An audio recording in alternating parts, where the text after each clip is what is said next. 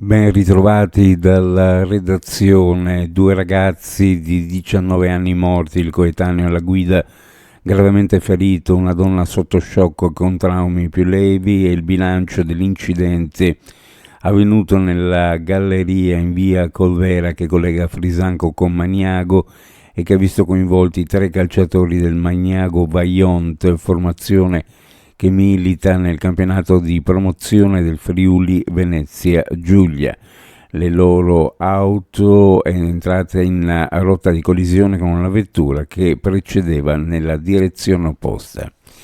È stato sottoscritto a Trieste il contratto per l'affidamento dei lavori per la realizzazione della terza corsia in A4 nell'ultimo tratto San Donà di Piave Portogruaro.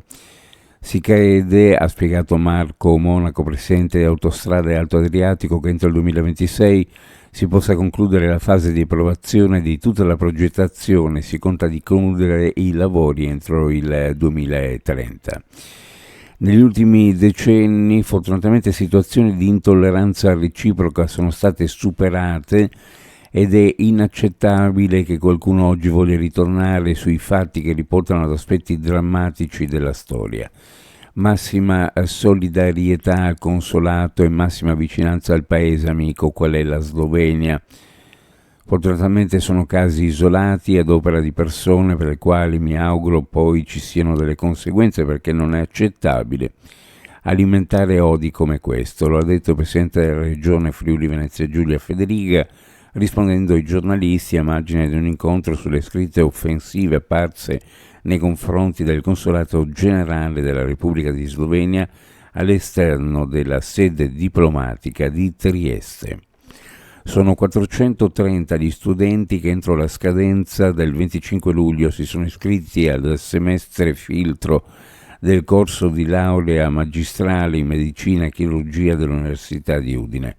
Dall'anno accademico 2025-2026, ricorda l'Ateneo, è necessario frequentare il semestre ad accesso libero e superare gli esami dei 3 insegnamenti previsti per poter rientrare nelle graduatorie di selezione per l'accesso al corso di laurea. È iniziato il raduno azzurro di Trieste, secondo periodo di avvicinamento Eurobasket 2025, campionato europeo che l'Italia inizierà dall'isola di Cipro il 28 di agosto, dopo 2 giorni di riposo. Il CT Gianmarco Pozzecco ritrova 13 azzurri e attende l'arrivo di Darius Thompson previsto per la giornata odierna. Gli allenamenti al Pala Trieste di oggi e domani saranno a porte aperte. Sabato 9 agosto la terza delle 6 amichevoli estive contro la Lettonia di coach Luca Banchi al Pala Trieste. L'ultima amichevole in Italia sarà invece il 14 agosto a Bologna contro l'Argentina.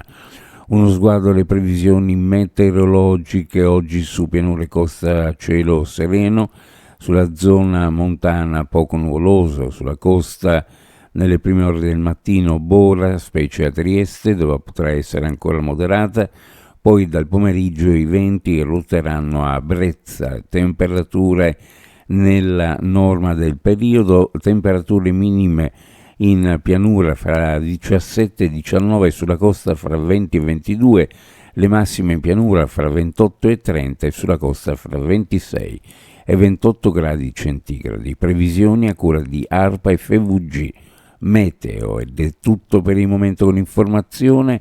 Grazie per averci seguito, a più tardi.